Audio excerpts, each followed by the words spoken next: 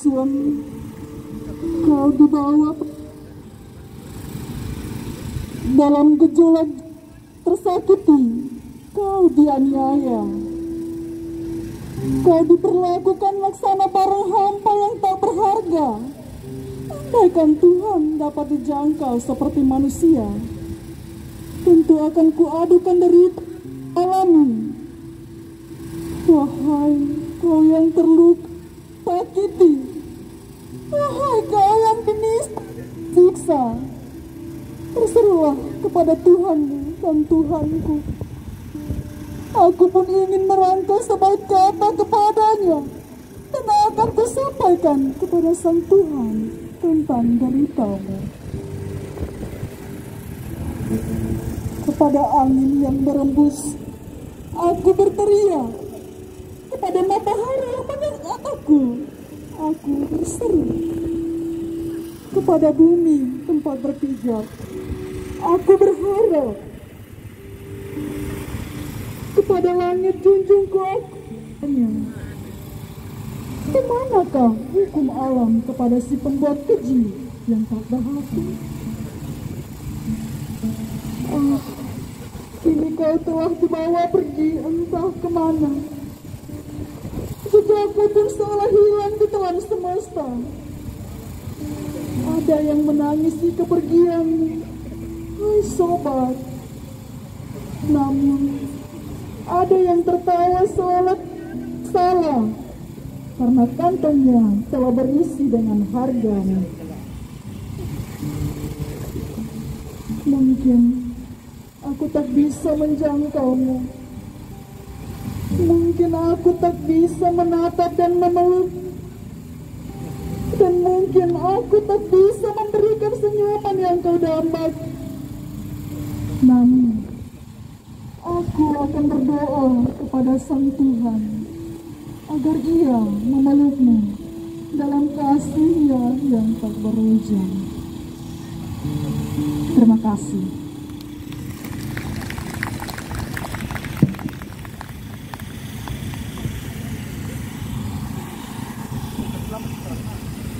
Terima kasih, Suster. Nilai manusia setengah rupiah.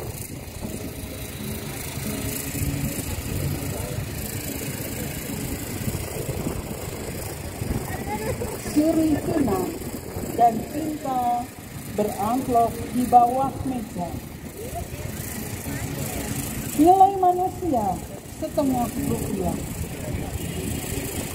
Di tanah yang begitu berlimpah, ada marmer, ada cendana, dan ada cengkeh. Namun itu semua bukan untuk kami. Nasib kami berombang-ambing arus uku-apu. Warna-warni penderitaan baik bagai danau Kelimutu.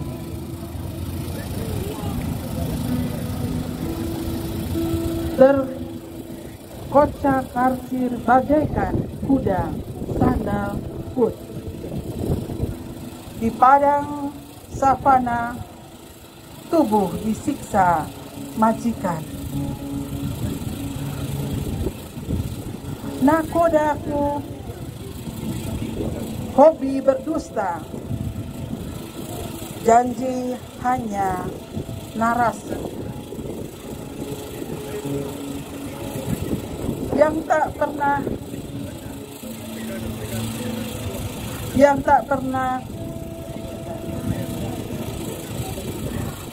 pernah seindah kolam susu.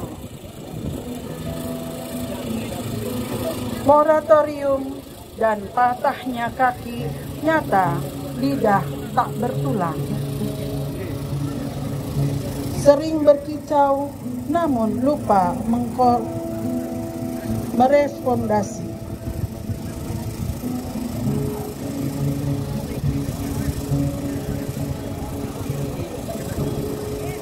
Di tanahku ini semua bisa menjadi pembeli dan penjual. dari tokoh agama, pemerintah, maupun kami sendiri. Ini terjadi terus-menerus dengan nyata.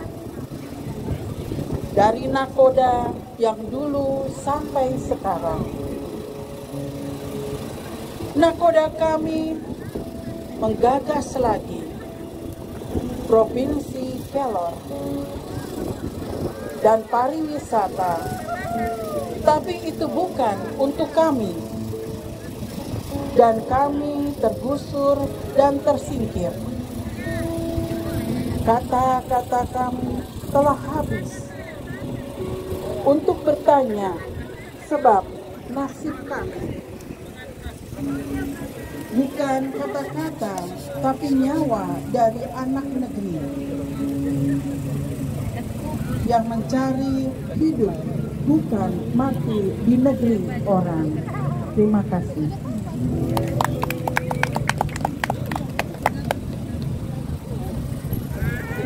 Terima kasih, Suster. Ternyata memang sulit menyalakan lilin saat musim angin begini. Keluarga-keluarga yang pada akhirnya mengalami anggota keluarganya kehilangan nyawa atas tindak kekerasan perdagangan orang, juga mengungkapkan rasa prihatin yang sangat mendalam kepada teman-teman, sahabat-sahabat, keluarga-keluarga yang anggota atau sahabatnya mengalami kekerasan, walaupun saat ini masih bisa melanjutkan kehidupan, dan yang mengalami tindak ketidakadilan. Secara khusus yang hadir pada malam hari ini, Mama Mariance Tabu. Teman-teman sekalian, kita sudah mendengar banyak tadi dari Mama Pendeta, dari puisi-puisi, dari kesaksian bagaimana situasi yang ada dan yang dialami oleh saudara-saudara kita yang mengadu nasib untuk memperjuangkan hidup demi keluarga. Mereka yang adalah manusia yang sama dengan kita ternyata diperlakukan tidak layak sebagai manusia, tetapi selayaknya hewan, bahkan direndahkan lebih daripada hewan. Hal ini sungguh-sungguh sangat menyayat hati, dan saya sangat yakin kalau kita melihat ke dalam setiap agama, tidak ada satu agama pun yang mendukung hal ini. Semua agama menghargai kemanusiaan. Semua agama menjunjung tinggi nilai luhur kehidupan manusia. Namun yang kita lihat, mereka yang seharusnya membela nilai meluhur manusia, yaitu sesama manusia sendiri, malahan menginjak-injak keluhuran kehidupan itu sendiri.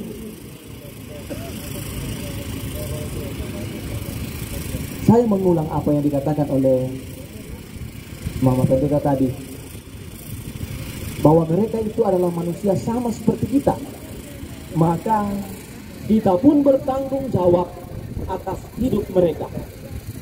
Kalau kita mendiamkan situasi mereka, berarti kita berpihak pada mereka yang melakukan tindak ketidakadilan itu. Sahabat-sahabat sekalian, kita semua yang hadir di sini, saya sangat yakin ketika mendengar tadi kesaksian Mama Ronce, pasti mengalami gejolak hati yang sungguh luar biasa. Adik mahasiswa yang ada di samping saya berbisik, kita dimaki-maki saja kita sudah merasakan sakit yang luar biasa. Apalagi mengalami situasi yang sangat mengerikan seperti itu. Maka dari tempat ini, saya hanya mau mengungkapkan bahwa mari kita sama-sama mewujudkan dalam tindakan nyata apa yang kita rasakan dalam hati kita masing-masing itu. Jangan diam. Mari bergerak bersama. Tanggung jawab ini sebenar-benarnya, kalau kita bicara berdasarkan struktur, ini adalah tanggung jawab besar pemerintah. Pemerintah ketika akan dipilih calon-calon itu, mereka mengatakan kami akan libas semuanya yang melakukan tindak perdagangan orang. Tetapi sampai sekarang ini tidak ada satupun yang terwujud. Tepuk tangan untuk pemerintah.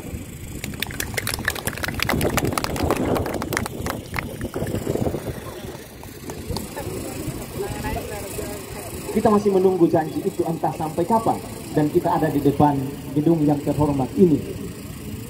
Mudah-mudahan orang-orang di dalamnya juga terhormat. Teman-teman, kita kelompok kecil, tetapi sesuai dengan pesan korban tadi, entah kita kecil entah besar, tiada apapun yang dapat menakutkan kita. Maka mari berjuang bersama. Saya sangat yakin perjuangan walaupun sekecil apapun, tapi kalau itu untuk kemanusiaan, untuk keadilan, pasti akan berbuah. Tetapi tidak akan berwujud kalau kita masing-masing diam saja. Kita masing-masing saling mengharap. Kalau pemerintah diam, kita yang bersuara. Sepakat? Siap? Siap. Mari kita lanjutkan perjuangan kita. Terima kasih.